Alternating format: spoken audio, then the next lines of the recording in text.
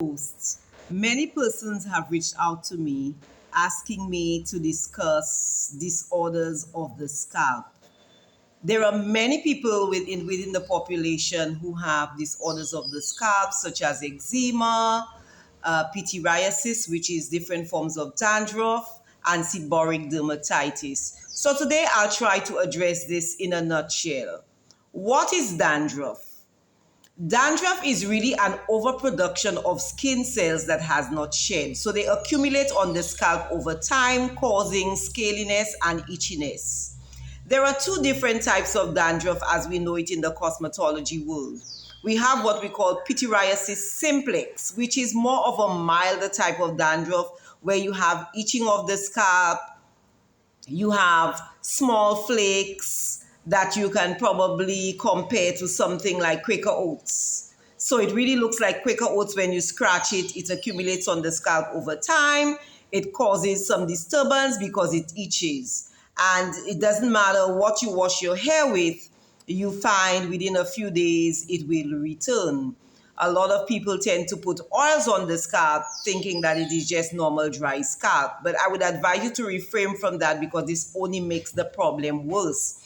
And we will understand that now as we move on to the second type of dandruff, which is pityriasis studios. This type of dandruff is more severe. Apart from the overaccumulation of skin cells that is not shedding, you also have the overaccumulation of sebum, which is the natural oils that is created by the body, by the sebaceous glands within the follicle. Pityriasis studios, it is characterized by the accumulation, like I said earlier on, of skin, dead skin that has not shed, with an overproduction of sebaceous oil or sebum. It sometimes tend to look yellow, gray if you take your comb and you try to remove it.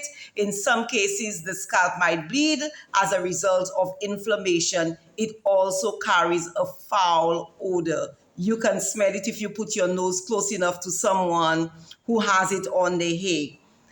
In the cosmetology world, where there are a lot of dispute as to whether dandruff is contagious or not, as a cosmetologist, I treat it as something that is contagious because in the salon, we have to ensure one of our primary goals is never to cross-contaminate any bacteria from one client to the next. So we have to treat it as such. How is dandruff treated? I will, as a cosmetologist, is not able to prescribe anything medical to my clients. So in such cases, I would have to refer them to the dermatologist.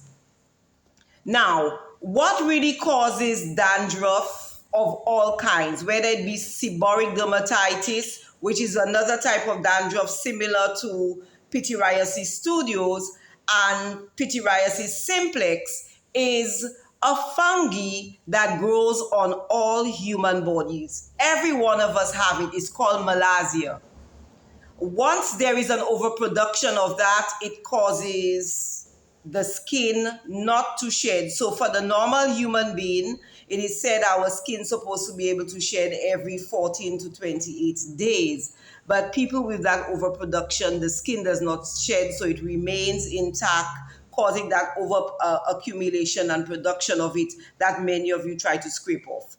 In many cases, the doctors would prescribe shampoos and creams that carry steroids to help control the overproduction of growth. In the naturopathic world, they believe that it is the gut that is causing this overaccumulation of the fungi, malassezia, that causes the skin not to shed. So as a precaution, I advise my clients, if you notice you have an overproduction of any type of dandruff, you're using the doctor's medication and it's not working as effectively, or you have a repeat episode as soon as you stop using the medication, is to begin dieting to avoid things like dairy and yeast.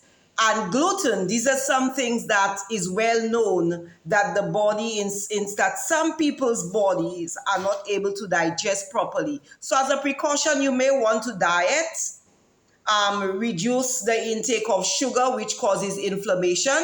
A lot of people who suffer from itchy scalp think their scalp is itching because it's dirty. But in most cases, we have found out that inflammation is really responsible for itchy scalp and sensitivity of the scalp.